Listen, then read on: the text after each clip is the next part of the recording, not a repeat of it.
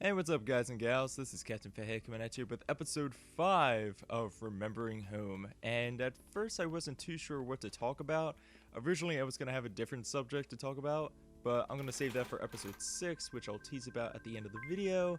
And in today's video we're going to be talking about the character creator system within PlayStation Home and how it gave gamers the opportunity to sort of cosplay on PlayStation Home because they could recreate their favorite characters from a video game, a TV show, or a real life celebrity, or you could just buy one of the full costumes like the Star Wars costumes, the Men in Black costumes, the Terminator 2 costumes by Endreams, which I would probably have to, I know this is very biased to say, but they kind of became my favorite developer after that because I love the Terminator franchise so much. Yes, even 3, 4, and 5, I like them, not as much as the first two, but yeah.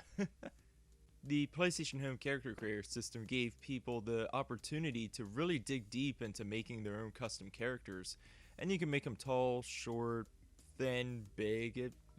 Really, the only thing that was limited was your imagination. That was the only limitation of the character creator system, and yeah, there was, I think when PlayStation Plus came around, there was additional features that PlayStation Home gamers had, which was 15 additional slots, and I think there was new hair colors you can select for your avatar. But that was really about it. Making these characters, digging deep into the character creator system was quite a bit of fun from what I remember. And some of the characters I remember creating were two specifically from Killzone 3, which was Admiral Orlok and Johann Stahl. Now, they didn't look exactly like what they did in Killzone 3, but I tried to recreate them as best I could, and that's really what a lot of gamers did on PlayStation Home. And I saw this with many other gamers on there, creating their favorite characters from a TV show or video game. One of my friends I remember, and I kind of hope I have this image, they made Sebastian Shaw from X-Men First Class, and I thought that was pretty good. It was a pretty good cosplay. And it really wouldn't have been as effective if the Magneto helmet from First Class wasn't released. And actually, that was probably one of the better rewards, the jumpsuit and the helmet from X-Men First Class. There was a little event that happened on PlayStation Home for maybe a week or two. I think, was that when the movie? I think that was when the movie was about to come out. Some of the other cosplay characters I've seen on PlayStation Home included Agent 47, and I know what people are thinking, like, oh, well, all you have to do is have your character be bald and have one of the suits from like Lockwood or something. Yeah, but you know, everyone has their different likes, and you can't really criticize someone for that. Look, just because they only had like 2 pieces of a costume and they're saying they're this character, they're still that character. They're still making their own character, you know, don't diss them for that. I remember a few times actually too that there were some contests held by the PlayStation Forum members, and one of them in particular, I really don't remember it all that well, but there was a costume contest where you had to make yourself into either a celebrity or a presidential figure, and I remember there was a couple people in the PlayStation Home Central Plaza. I made my character look like Richard Nixon, and I just had my character go around typing in the text box, "I am not a crook." Someone else was cosplaying as Barack Obama. That looked pretty cool. And then someone came around as Elvis Presley. It was great. When you really think about it, there were some costumes that were really, or not costumes, there were some characters that were really hard to recreate on PlayStation Home. The one that I made specifically was Bane from The Dark Knight Rises. He was very hard to recreate.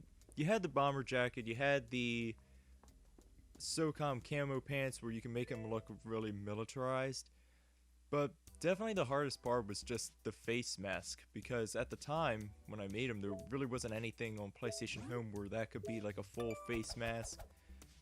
And it wasn't until, I think it was Granzella came out with a couple costumes or individual pieces that they had a face mask.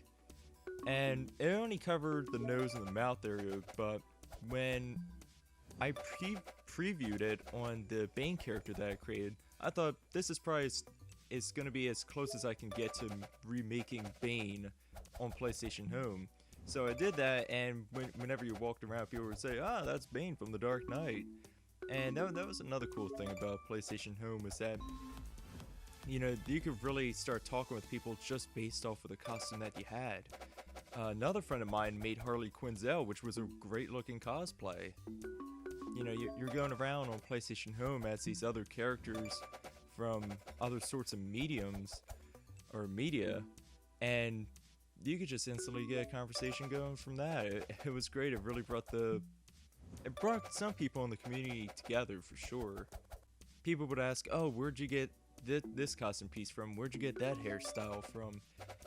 Another person I remember trying to cosplay as, and it sort of worked but really didn't, was Emperor Palpatine from Star Wars. I remember specifically getting the Assassin's Creed black hoodie, and there was was it a 2 or 1 piece costume? But it was supposed to be a ghoul or a Grim Reaper. I think it was a Grim Reaper costume. And the only problem with that was that the black hoodie from Assassin's Creed it looked new. It looked like you just bought it from a store shelf. And the Grim Reaper getup, it looked like it had been well worn. So that was another problem with recreating characters on PlayStation Home, was that sometimes the coloring of certain items wouldn't look quite right.